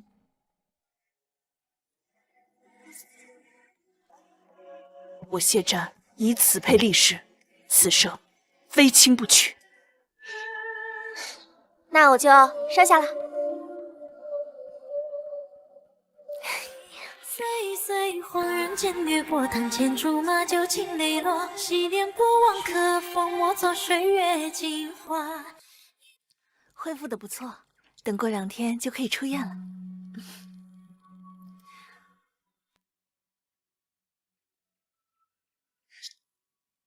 怎么样啊，大叔？恢复的怎么样？您呢？过2天也可以出院了。都5年了，也不知道谢战学的怎么样。九娘，3床的病人问他明天可不可以出院。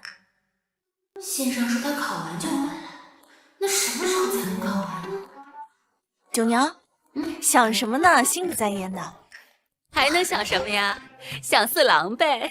四郎寄过来的信啊，他每天都拿出来看看，字儿都快磨没了。我的确是在想他，这都5年了，也不知道他现在长成什么样子。瞧瞧瞧瞧，都这么多年了，还是这副直性子，真可爱。他是我未婚夫，我想他理所应当。哎，娘，他到底什么时候回来呀？好了好了，让娘想想，算上考完公布成绩，再加上路上的时间，应该不出半个月，你就能见到他了。半个月？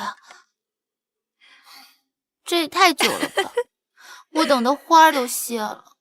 我哪舍得让你等这么久？之间不回头看。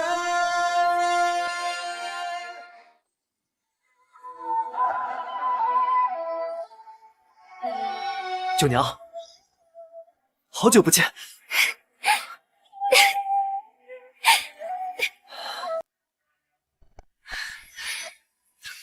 我好想你。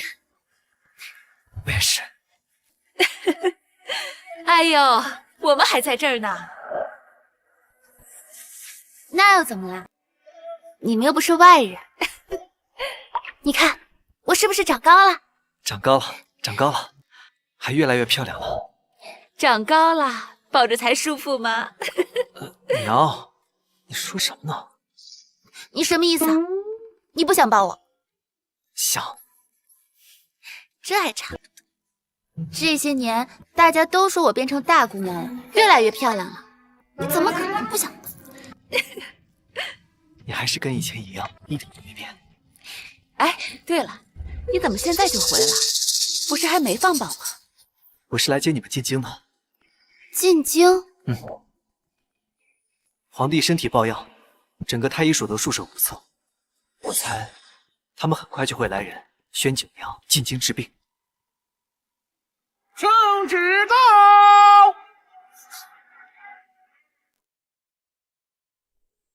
我还记得当年也是这样，咱们俩坐着畅想未来，时间过得可真快。是啊，当年你走的时候，把这块玉佩给我，说是等你高中就回来娶我。等了这么久，总算要等到这一天了。你这么有自信，还不是跟你学的？近朱者赤，近墨者黑。你取笑我，哎，你完了！我错了，我错了。顾神医，饶命！如星辰满，你是我彼岸。我先回去休息了，不早了。等等，头发都乱了。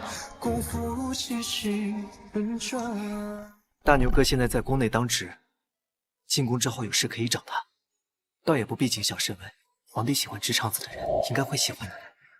那是，谁能不喜欢我呀？去睡吧。我不，再看一会儿。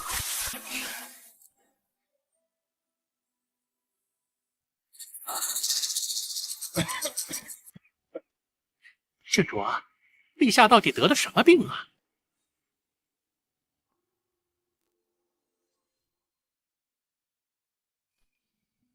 陛下，您最近是否胸闷气短、恶心呕吐？小神医不愧是小神医呀，说的一点不差。太岳也来看过几回，汤药也喝了不少，可就是不见效啊。所以我们才想着召郡主进京瞧瞧。但是陛下脸色看起来挺好的呀。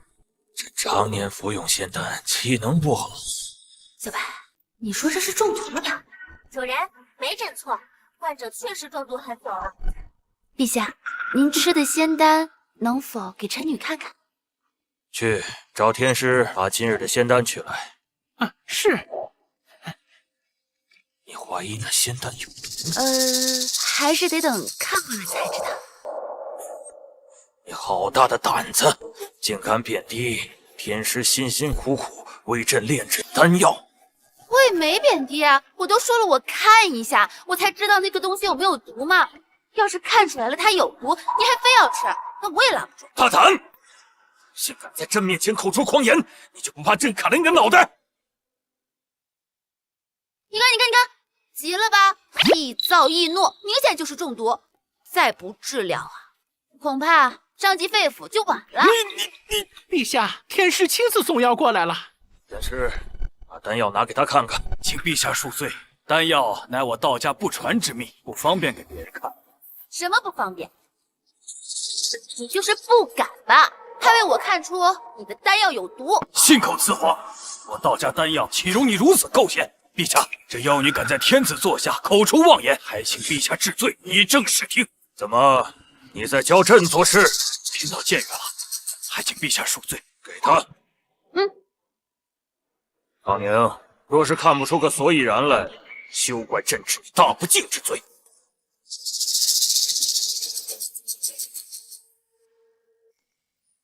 丹砂、红花、甘草、麝香。丹砂！住口！我道家不传之秘，岂容你在这随意泄露？这丹砂烧制成水银，水银即汞。陛下，这丹药果然有毒。谁说有毒了？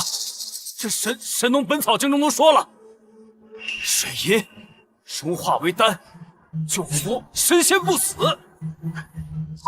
好，不承认是吧？我就证明给你看。公公，还请公公弄只兔子来。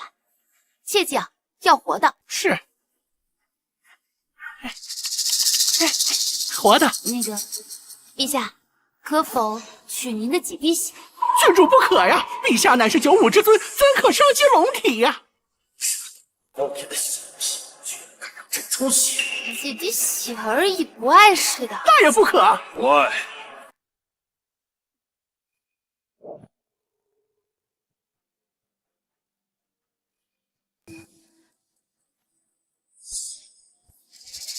陛下，您看，我就说这丹药无毒嘛！陛下，快治他的罪！哎呀，这兔子不动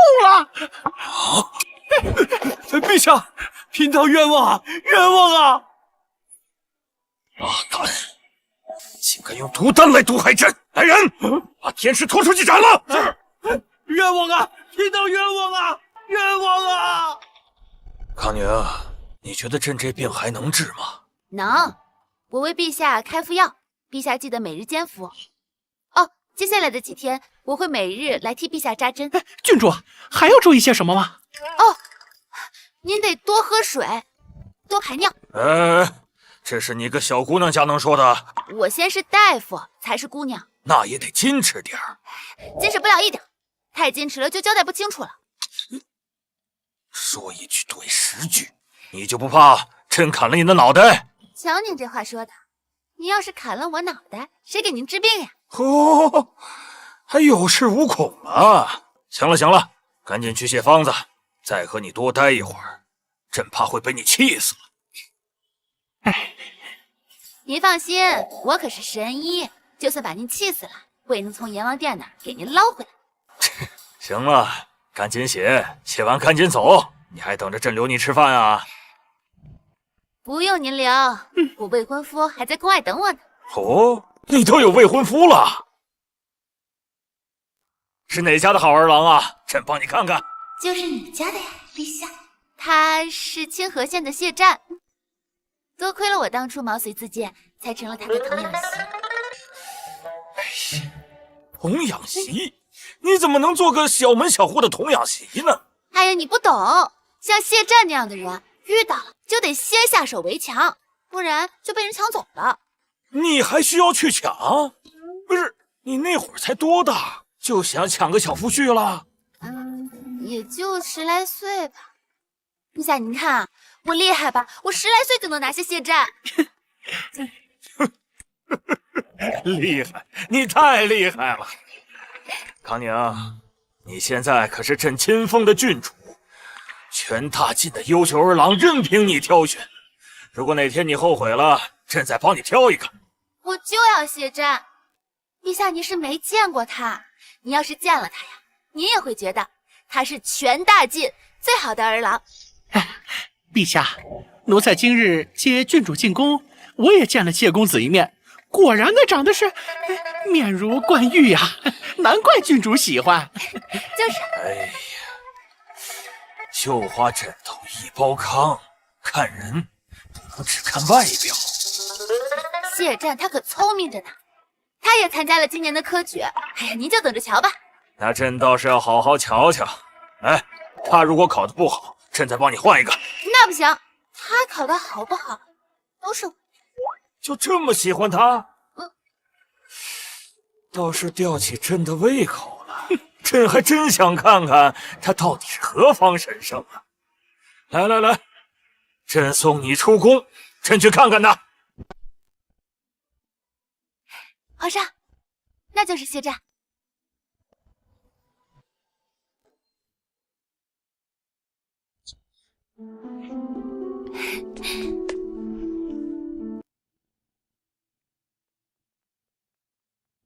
谢战，皇上，我们先回家了，拜拜。走吧，回家。走。他就是康宁的未婚夫啊，果然是一表人才，也通礼数，就是怎么有些面熟啊？老奴也觉得面熟，但是想不起来了。罢了罢了，不重要。行了，回宫吧。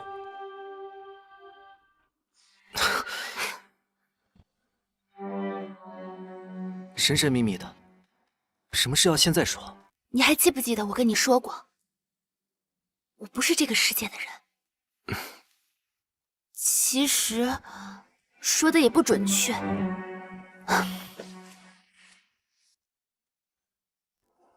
我真正来自几千年后的未来。未来？对。今天我给皇帝看病的时候，突然想起来一件特别重要的事情。什么事？历史上，大晋王朝倾覆就在今年。紫华当真？按史书记载，5年前你死于洪灾，护国公告知宣平帝你的存在，清河县百姓官兵因此被屠，血流成河。5年后，宣平帝突然病重，又膝下无子，监察司都指挥使程峰带兵谋反，最终王朝倾覆，民不聊生。可是我并没有死在当初那场洪灾里啊！你傻呀，那是因为我改变了时间线。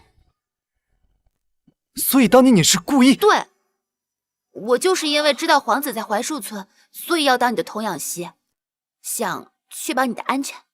那你是一开始就知道我是那个皇子了？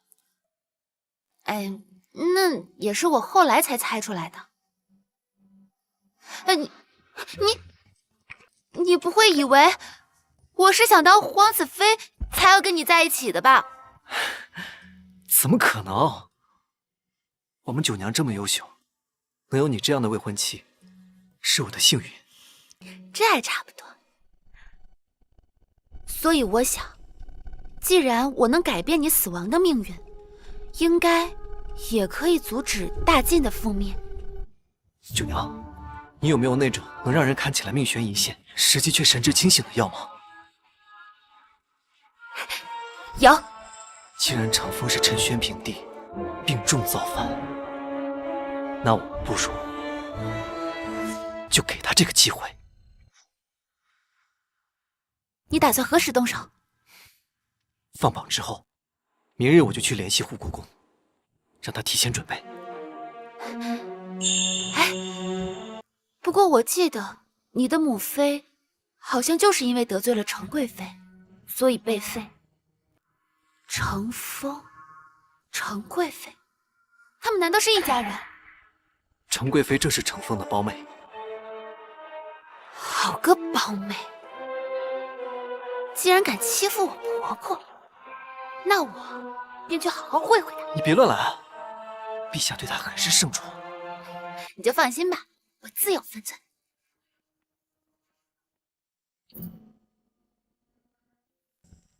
奴才拜见贵妃娘娘。这就是害死谢战母后的程贵妃。见贵妃娘娘，贵妃娘娘万福。你就是那个小神医？嗯，对，我就是顾小神医，也是皇上亲封的康宁郡主。小小年纪长了张狐妹子脸，怪不得讨得皇上喜欢。这是拿我当假想敌了，这可太好了。皇上当然喜欢我啦。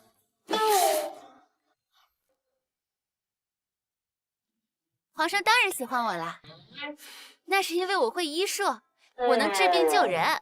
娘娘若是也想讨得皇上喜欢，可以来跟我学医啊，我收费不贵的。大胆，勾引皇上也就算了，还敢在我面前耀武扬威！翠果儿，打烂他的嘴！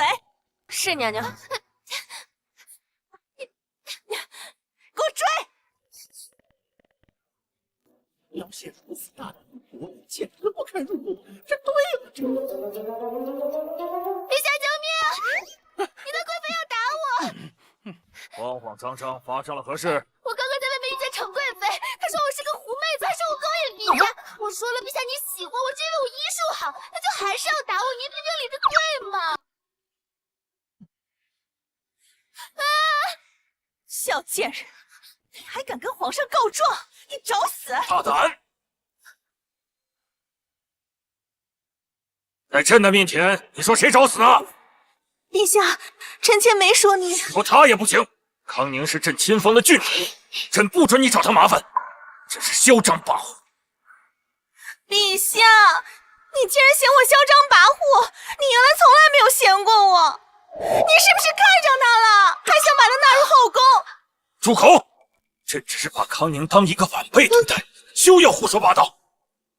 俗话说，心中有佛，看人皆佛；心中有屎，看人皆屎。贵妃这么说陛下，说明陛下在你心里是一个荒淫无道的好色之徒。你给我闭嘴！你还敢挑拨本宫跟陛下的关系？本宫撕了你的嘴！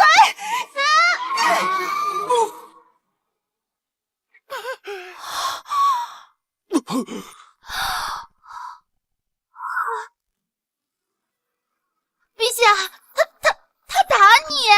贵妃娘娘，你竟然敢打陛下！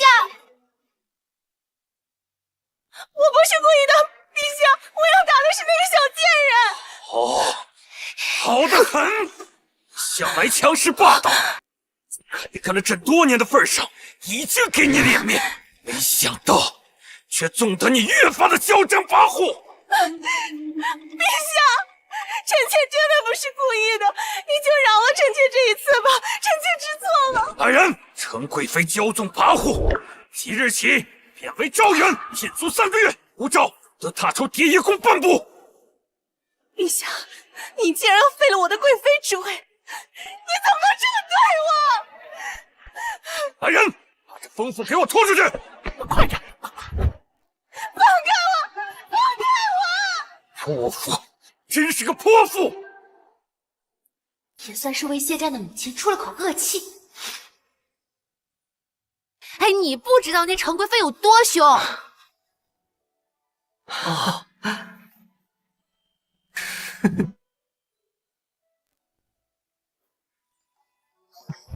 我们九娘果真聪明。又摸我头，我都要被你摸秃了。歪理。我是大夫，我说的就是真理。我也要摸你的头，也要让你变成秃子。啊，不是说了，我们古人的头不能随便摸。哎，摸不着。你还敢躲？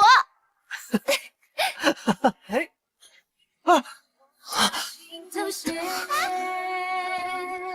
这是夜，已是命中最美的相。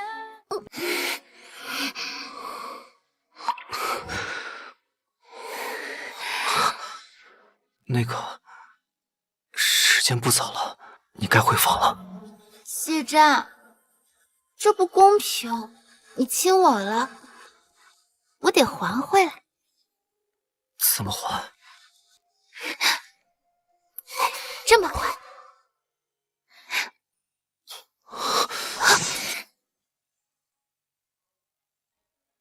城南有梦烟雨，长河流入故里，炊烟漫漫，渡过百川千万里。我听着笙笛曲。谢战，谢战，你高中了，是状元。意料之中。这下，陛下可没有理由给我相亲了。相亲？对啊。陛下，他知道我是你的童养媳，非说什么你考不好就重新给我们挑一门亲事。我不会给他这个机会的。等我肃清一切余孽，就八抬大轿，风风光光的娶你进门。好。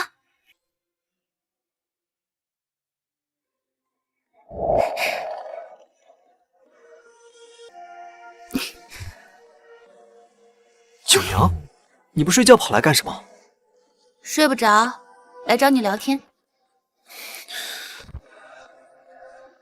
谢战，你说明天的计划会成功吗？如果按你说的，程峰一直蓄意谋反，那应该没问题。我有点害怕。我们天不怕地不怕，连皇帝都敢怼的顾小神医，也会有害怕的一天。谢战，你敢笑话我？不敢不敢。我也一直以为自己什么都不怕，但我就是怕。怕什么？怕计划失败，怕历史重演，最重要的是，我怕失去你。不会失败的，历史不会重演，我也绝不会抛下你。我还等着一切尘埃落定，娶你为妻呢。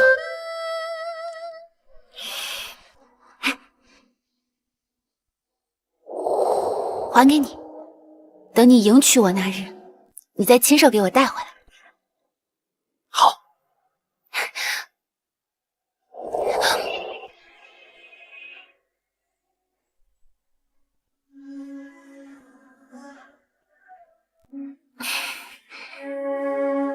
那一生陪你轻描，陪你淡写，陪你渐渐，用相随，用相偎，换你回眸，换你笑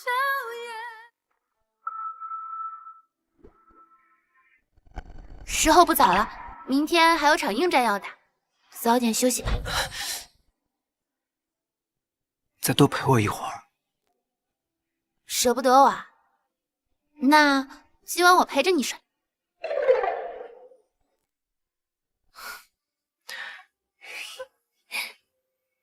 九娘，我会等我们大婚之夜。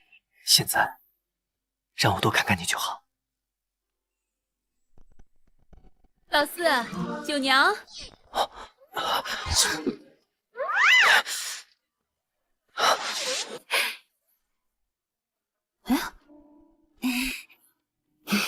九娘，太晚了，该回去睡觉了。老四，九娘虽然及笄了，但你们毕竟还没成婚，注意分寸。知道了，娘，儿子有分寸。娘，您就放心吧，我们也就是亲亲小嘴、拉拉小手什么的，别的没干什么坏事。哎呦，你这丫头，说话没个把门。走，跟娘回去。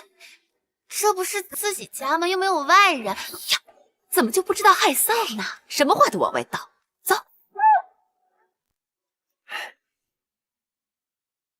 若无其他要事，就退朝吧。陛下，怎么了？陛下，快宣康宁郡主啊！陛下，您若听得见我说话，您就动动手指，我马上解开您的假死状态。但是在这之前，你先不要说话，有出戏还需要您配合一下，请您务必小心。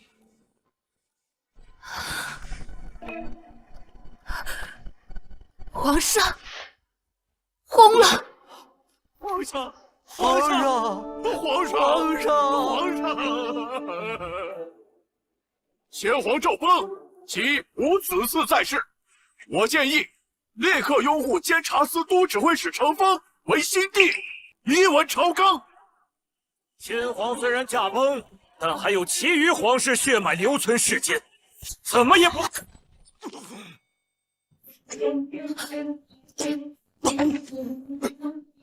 谁还有异议？还有谁？上朝带刀，程丰，你这是想造反不成？反了又如何？天下以能者居之。宣平帝昏庸无道，早就该退位了。程丰，你好大的胆子！你没死！哼，我若不是假死，又怎能听到你的狼子野心？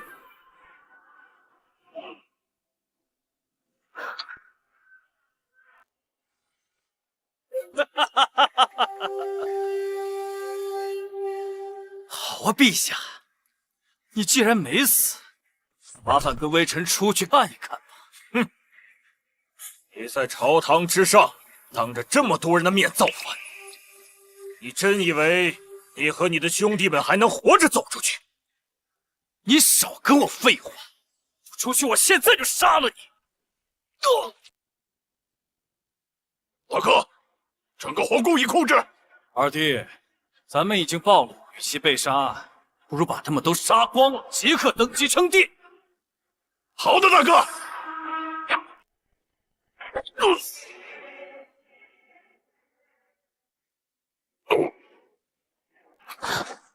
二弟，呀！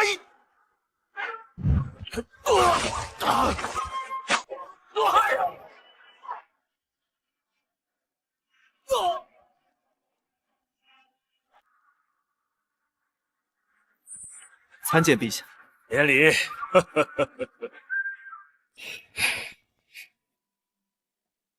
程领造反，现已伏诛，羽林右卫全部放下武器，否则以谋反论处。你，程丰，你没了退路，还不赶快放下刀，束手就擒？你是想株连九族吗？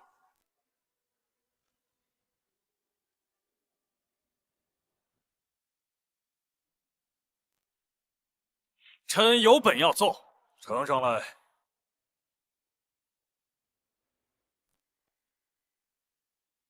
臣参奏监察司都指挥使程丰联合其弟意图谋反，罪证确凿，罪当凌迟。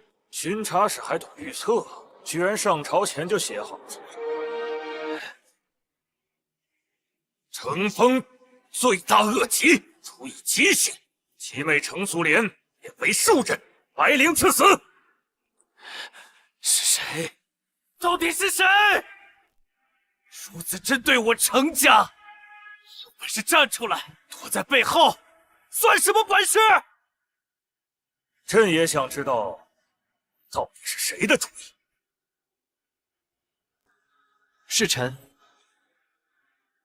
是你？你？不可能！你到底是何人？皇上，您可记得臣的女儿孝恭顺圣皇后？她是……不可能！臣女当年入宫尚不足月，见程贵妃因小事打死宫女，便让她罚跪反省。怎料程贵妃流产，陛下认定皇后善妒，便不顾群臣反对，坚持废后。臣女迁居冷宫后，才发现自己已有身孕。唉，贤妃到。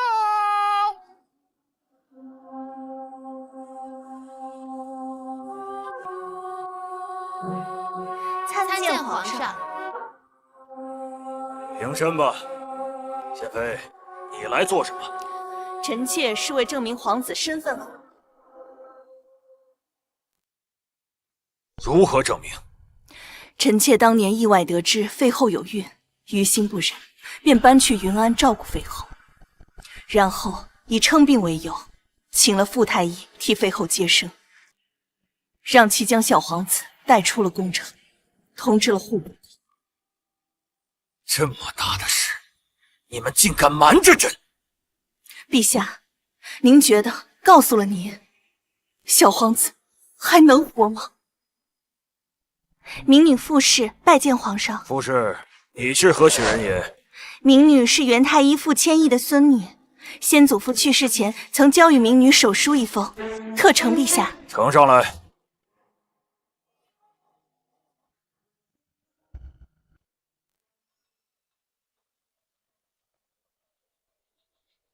陛下，臣得知此事之后，本想将皇子带入家中抚养，但又担心这乘风起疑，便将皇子交给了小女府上的贴身婢女抚养。民妇高氏拜见皇上，民妇乃废后婢女，当时恰好有孕，并在荆州生下3子，便将小皇子带回来一同抚养。事关重大，诸位可还有什么拿得出的证据吗？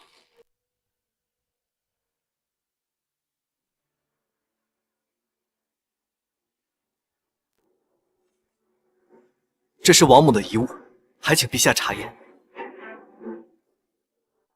啊！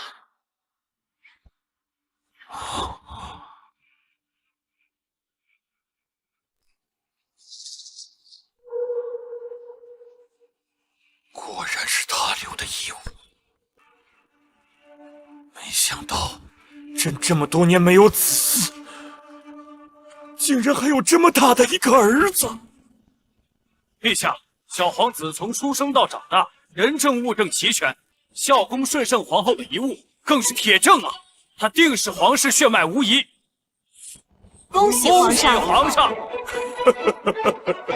江山后继有人了，臣等之幸乃百姓之幸。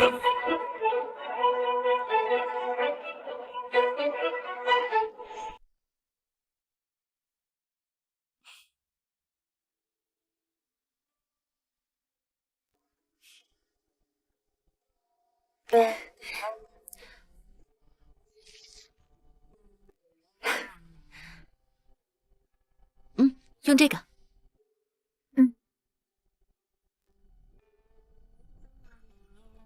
陛下，忙完了。我打算休息半年。怎么突然要休息？是不是哪里不舒服？不是，那是因为你要有小皇子了。我要有小皇子了。哎呀，恭喜圣上，贺喜圣上啊！哎呀，九娘，我发誓，一定会做一个明君，好好守着大晋，守着你和我们的孩子。我相信。一就是爱情结婚，日子如歌世界，烛或是想追赶与他们落彻夜。